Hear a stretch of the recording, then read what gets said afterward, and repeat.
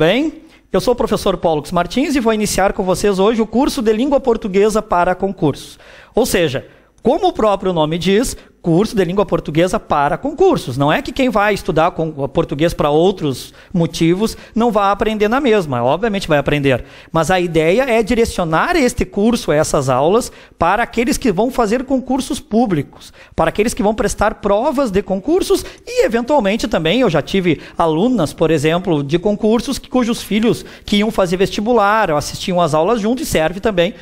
Vestibular e concurso, digamos, é muito parecido em termos de língua portuguesa. Mas a ideia realmente é essa, é direcionar para concursos públicos. Em se tratando de língua portuguesa para concursos, nem tudo é importante. Há tópicos da língua portuguesa que nós vemos nas gramáticas, ou nos dicionários, ou nos livros, que raramente ou nunca são exigidos em concursos públicos. Então, nós vamos trabalhar com todo o conteúdo necessário, vamos trabalhar com todo o conteúdo que pode aparecer em concursos, mas há tópicos que nunca interessam para concursos, então esses nós deixamos de lado para que vocês estudem esses tópicos depois que estiverem nomeados, depois que já estiverem ganhando. Não tem nada para fazer num sábado à noite, vai lá, abre a gramática e estuda a língua portuguesa que não interessa para concurso. Primeiro, nós temos de dar cabo daquilo que interessa. O que interessa? Passar no concurso. E língua portuguesa, você sabe, né, gente?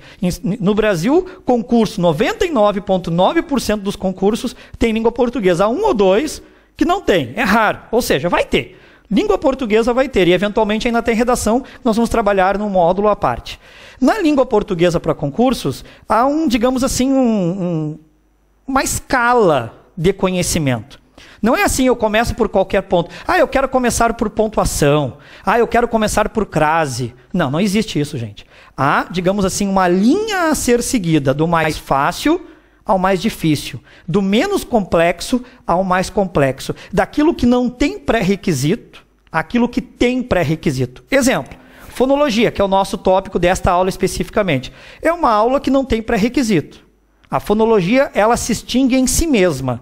Não precisa vocês estudarem outros tópicos para estudarem fonologia. É por isso que eu sempre inicio os meus cursos de língua portuguesa com fonologia, porque ela não tem pré-requisito. Mas vamos ligar o caso de pontuação, por exemplo. É impossível aprender bem pontuação sem saber análise sintática do período simples e análise sintática do período composto. Elas são pré-requisitos. E não há como aprender análise sintática sem primeiro aprender morfologia. Então, isso se chama pré-requisito. São aqueles itens que eu tenho de estudar antes para aprender outros depois. Então, a ideia da língua portuguesa é que vocês sigam a ordem das aulas que estão disponíveis aí no teu ambiente virtual. Segue a ordem, procura não pular. Eu sei que vai haver alunos que já assistiram às aulas de português 10 vezes, que querem ir direto à pontuação, tudo bem, aí é um caso específico. Mas se você quer estudar língua portuguesa do início ao fim, estude na sequência das aulas. Ou seja, a primeira aula é fonologia. Então, vou estudar primeiro fonologia. Assiste a aula de fonologia, resolução de questões de fonologia. Terminou? Vamos à acentuação. Acentuação, resolução de questões de acentuação. Vai na ordem que vocês com certeza vão aprender bem. Agora, se começar a pular a ordem, hoje eu quero aprender a pontuação. Estou com o saco cheio disso aqui, acentuação, isso aí eu já sei, vou direto para a pontuação. Bom, aí não dá para se responsabilizar em termos de pré-requisito, tá? Então, um conselho de um professor que dá aula para concursos há 20 anos. Faz 20 anos que eu dou aula para concursos. E já vi as pessoas fazerem das coisas mais absurdas possíveis e também já vi as pessoas fazerem coisas muito boas em termos de concurso. Vai na ordem que tu vais aprender, certo? A fonologia, gente, como o próprio nome diz, fono quer dizer o quê? Som. Até que existe o fonoaudiólogo, né? Fono quer dizer som.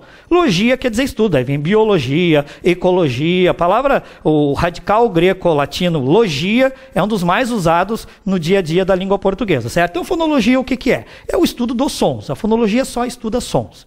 Então, durante essa aula, vocês não devem estar preocupados com a forma como a palavra é escrita.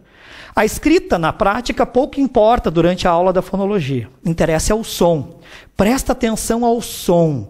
Não te apega ao nome da letra. Aquilo que nós aprendemos na escola, desde que entramos na escola, geralmente antes, né? Os pais já, antes de enviarem as crianças para a escola, já fazem as crianças aprenderem as letrinhas, a letra do nome, a letra do nome da mamãe, a letra do nome do papai. Pois é, aquelas letras, elas têm um nome. né, que no Brasil chama abecedário, que aliás não é o mesmo no país todo, né? Há diferenças na hora de falar aquele abecedário, há diferenças do Sul e do Nordeste, por exemplo, né? Eu não vou entrar nesse assunto porque não interessa para nós. Mas existe aquele abecedário, A, B, C, D, E, F, G, H, I, J, sabe aquilo? Esse é o nome da letra. O nome da letra é uma coisa. Outra coisa é o som que a letra possui naquele contexto, naquela palavra. Pois então, o nome da letra durante a aula de fonologia pouco importa para nós. Não importa que a letra se chame G. Tá, o nome da letra é G. Mas qual é o som da letra G naquele contexto, naquela palavra? Porque o som da letra G é um numa determinada palavra e é outro noutra determinada palavra. São coisas diferentes. Então, durante a aula de fonologia, não te apegues ao nome da letra. Te apega, né, ao som da letra. O som da letra, o som que está naquele contexto é que interessa. Bom, aí vocês também tendem a aprender, tendem a entender o que é um fonema. Vejam, ó, fon, de novo, ó, som. Som, o que é som? Fonema é a menor unidade de som. A menor unidade de som que nós, seres humanos, pudermos produzir de forma inteligente, ou seja, que tem algum sentido, se chama fonema. Não confundam fonema com sílaba. São coisas diferentes. Sílaba é uma emissão de voz. Aquilo que lá na escola, às vezes, em alguns professores, depende da didática de cada professor, né? Mas mandam as crianças fazerem assim, bate palminhas, né? Aí diz assim, gato. Então é gato. Sabe aquilo? Aquilo é sílaba. Ah, professor, mas isso eu sei. Ótimo. Já sabe melhor ainda. Então não confunde isso com fonema. Fonema é uma unidade de som, diferentemente de sílaba. Sílaba é uma emissão de voz. Macaco. Cada vez que eu falo a palavra macaco, eu abro e fecho a boca 3 vezes, bem rapidinho. Mas faço isso, ó. Macaco. Entendeu? Isso é uma sílaba, é uma emissão de voz. Outra coisa é o fonema, que é a menor unidade de som. Por exemplo, se você pegar a palavra gato, ela tem 2 sílabas. Gato. Ótimo. Mas ela não tem 2 fonemas. Ela tem 4 fonemas, porque fonema é coisa diferente de sílaba. Vamos ver, ó. Gato tem 4 letras. Ótimo. Representação do som da letra G. Vejam, o nome da letra é G. O nome da letra. Mas o som que ela faz na palavra gato não é G, pessoal. Porque senão seria geato, entende? Qual é o som da letra G na palavra gato? É G. Então, ó, G. Ó, esse G aqui, na palavra gato, representa o som G. O A representa o som A. Sempre o A representa o som A? Não, depende. Às vezes tem um tio em cima do A e ele vira an. Aí a nasalização já é um outro assunto. Mas vejam, vocês têm de cuidar o som naquele contexto. Neste contexto, o som da letra G é G. Neste contexto, o som da letra A é A. Neste contexto, o som da letra T, vejam, letra T. Mas o som é T. T. O som não é T. Porque se o som fosse T, seria GTO. E não é GTO. Ninguém diz, olha lá um GTO preto. Ai, sexta-feira 13. Não, não é isso. O som da letra é T. E o nome da letra é T. Entenderam como não dá para confundir uma coisa com a outra? O nome da letra, O. Quando nós fazemos o abecedário lá é O. Mas vejam que aqui não é O, né, gente? Aqui é O. E ninguém fala gató, né? Ah, eu vou sair com o meu gató hoje à noite. Ninguém diz isso, né? Acho que nem o sotaque mais esquisito do Brasil não fala gató, né? Fala gato, certo? Então, o som da letra é O. Ou, como geralmente no Brasil, fala U, né? Gato. Mas aí já é maneira de falar, e nós vamos entrar nisso porque maneira de falar não nos interessa aqui. Ah, mas o nordestino fala... Nem nordestino fala, também não existe, né? Porque depende. O pernambucano fala assim, o baiano fala assado, o gaúcho não sei o quê, o mato-grossense também não interessa para a fonologia. A fonologia, ela trabalha em cima de um padrão. Ela não trabalha em cima de sotaques. Então, o sotaque não nos interessa aqui. Ah, mas lá onde eu moro, onde eu vivo, fala gatu. Não interessa, tá? O padrão é O. Apesar do nome da letra ser O. Então, vejam, gato tem 4 letras, mas tem 4 fonemas. Será que é o normal isso da língua portuguesa? Será que o normal da língua portuguesa é a palavra ter o mesmo número de letras e de fonemas e de sons? Não. O normal não é isso. Acontece. Temos lá as palavras simples, é gato, rato, pato, mato, certo? Mas não é o comum. O comum, gente, é isso aqui, ó. É haver mais letras do que fonemas. Vejam, a palavra herói tem 5 letras, mas ela não tem 5 fonemas. E por que ela não tem 5 fonemas? Porque o H, em início de palavra, não representa nenhum som. Em língua portuguesa, não. Em outras línguas, sim. Quem já aprendeu um pouco de inglês sabe.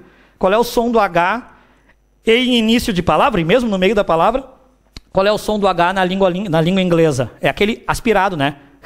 Então, em inglês, herói seria hero. Não é hero, né? É hero. Né? Agora, em português, H em início de palavra não representa som. Então, nós temos a letra, mas não temos o fonema. Professor, o que são esses bichinhos, essas letrinhas, essas coisinhas estranhas que o senhor escreve ali? Isso aí é transcrição fonética. Existe um alfabeto fonético internacional, que nem é o que eu estou usando aqui. Porque para você não interessa. Interessa mais é para quem estuda linguística, estudantes da área de letras, aí interessa o alfabeto fonético. Se vocês pegarem um dicionário de inglês-português, por exemplo, geralmente vem a palavra em inglês e ao lado vem isso aqui, ó, a transcrição fonética, porque é para a pessoa saber como pronunciar. Isso chama alfabeto fonético internacional. Então, essas letrinhas, essas coisinhas aqui é um alfabeto fonético que para vocês não interessa porque não é matéria de concurso. É só para vocês entenderem que herói tem 5 letras, mas tem 4 fonemas, ó. O H não tem som, 0, vazio. O E é E. Ah, professor, mas o nome da letra é E. O nome da letra é E. Mas o som é E. Ah, professor, mas eu sou baiano e falo herói. Não interessa. Porque o gaúcho fala herói. Tem gente que nem fala, entende? Então, não é por aí. Não é o sotaque que interessa. Interessa sim. O padrão da língua portuguesa é que isso aqui seja um E e não um E.